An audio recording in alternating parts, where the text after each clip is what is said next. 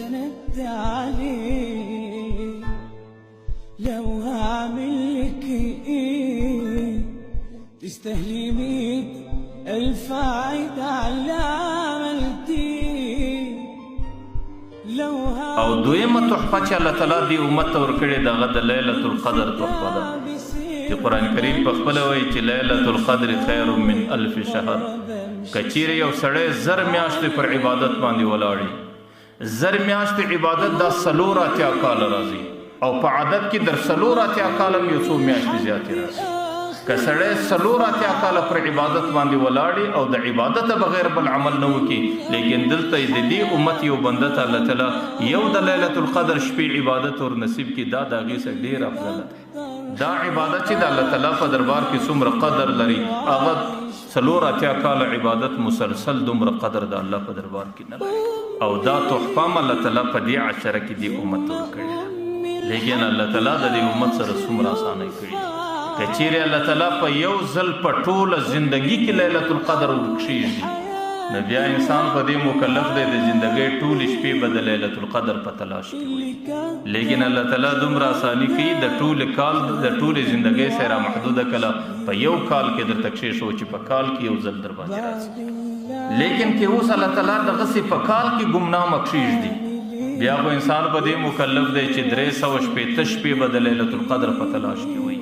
لیکن انسان ته خبره ډیره درنه وي، الله تعالی د کال څومره محدوده که په میاشته کې ورته شي تعین یې ورته وکړي چې په دغه میاشته کې، لیکن میاشته کې 10 ورځې دي،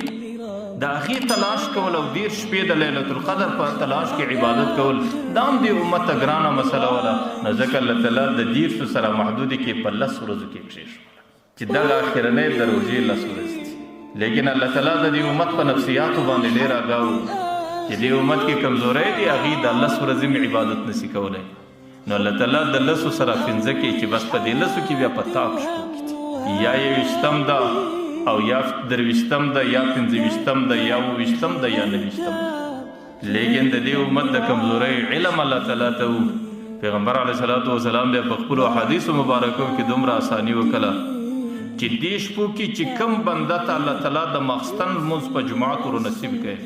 نو د هغې د اولنۍ شپه ټوله الله تعالی په عبادت کې ورکړي، او چې کم امتي ته الله تعالی د سهار لمونځ هم په جماعت ور نصیب کړي، د فاته نیمۍ شپه یې هم په عبادت کې ولیکل شوله. نو د دې 2 لمونځو د جماعت په خاطر ټوله شپه یې په عبادت کې ولیکل شوه. او که چیرې دا شپه الله تعالی د لیلة القدر ور باندې برابره کړي، د دې 2 لمونځو د جماعت په وجه باندې الله تعالی دا 84 کاله عبادت قسمت د په عمل نامه کې ولیکئ، او دی د هغې برخمن سو او دی د هغې پیدا کوونکی ورکړي. څومره اساني الله تعالی د دې امت د انسانانو سره کوي. بعضې کله د انسانانو دماغ کې یو سوال ورسي،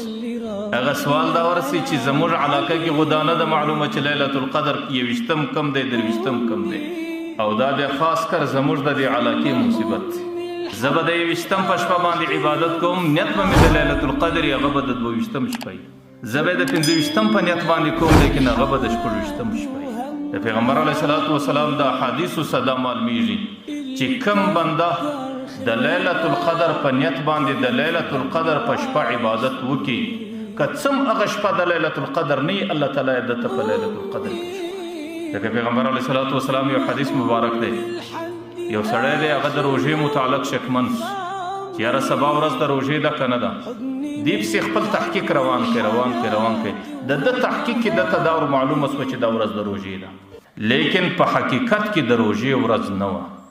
نو ده په دې ورځ باندې روژه ونیوله، الله تعالی دغه ورځ د ده دپاره د روژې ورځ ګرځي، الله تعالی د دې ورځې په ذریعه دته د روژې د ورځې ثواب ورکوي. دغه رقم د لیلة القدر متعلق د ده د عقیده سو چې دا شپه زما د لیلة القدر شپه ده،